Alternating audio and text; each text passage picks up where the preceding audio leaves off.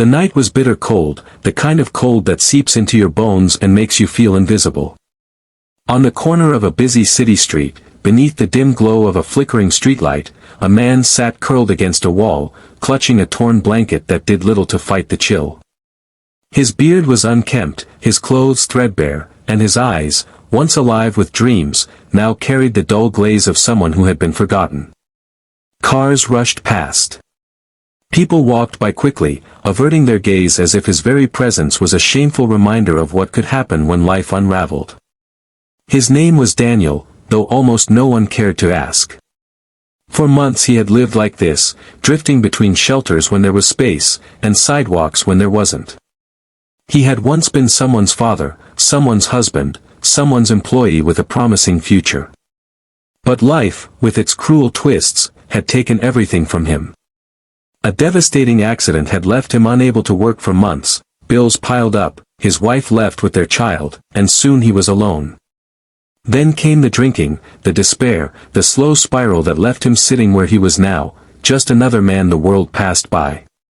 If you believe in kindness, in second chances, in the idea that one person's small act can light a fire of hope, then please, take a moment to like, comment, share, and subscribe to this channel, Kindness. Together, we can spread stories that remind the world of the power of compassion.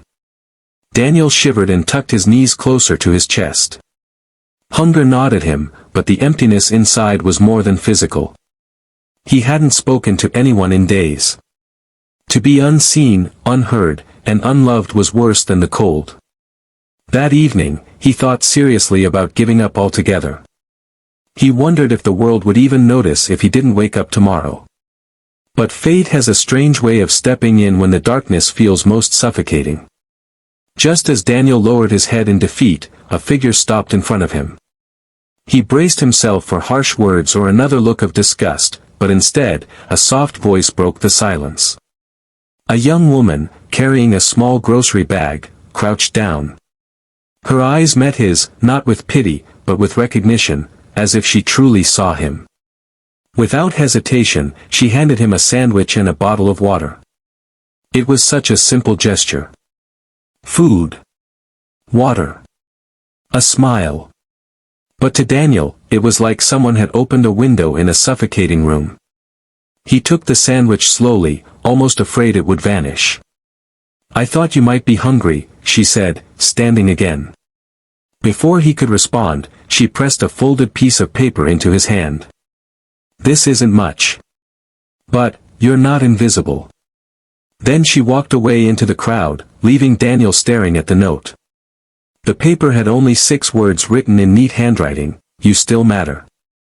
Don't give up." Daniel held on to that note all night, reading it again and again.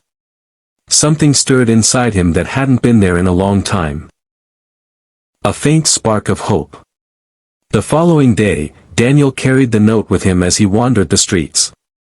He still begged for change and endured cold stares, but now he had a secret weapon folded in his pocket.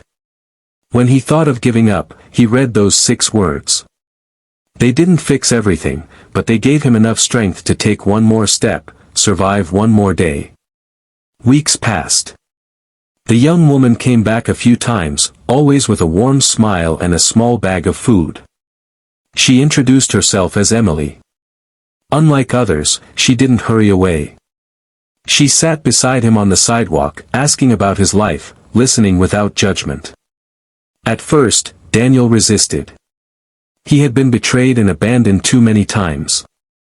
But Emily's kindness wasn't fleeting.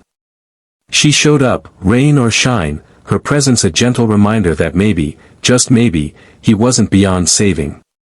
It wasn't easy. Daniel struggled with shame. He despised being seen as weak. But Emily's words always echoed in his mind: "You still matter." Slowly, he started to believe them. One afternoon, Emily handed him a flyer. A local shelter was offering a rehabilitation program for those battling addiction and homelessness. "I'll go with you," she said. Daniel's first instinct was to refuse. Fear gripped him, fear of failing again, of trying and falling deeper. But Emily didn't push. She simply said, "When you're ready, I'll walk beside you." That night, Daniel couldn't sleep. He stared at the crumpled flyer and thought of his daughter, wondering if she even remembered him.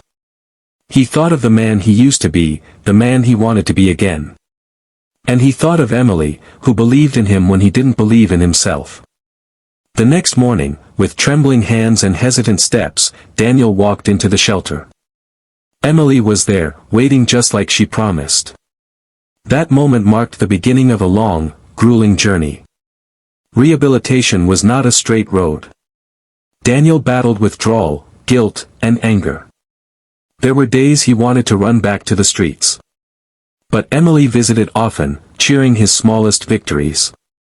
Volunteers at the shelter encouraged him, reminding him that every step forward mattered. Slowly, Daniel began to rebuild, his strength, his willpower, and his self-worth. Months turned into a year. With support, Daniel stayed sober. He found part-time work fixing bicycles at a local shop. It wasn't much, but it was honest, and for the first time in years, he felt useful again.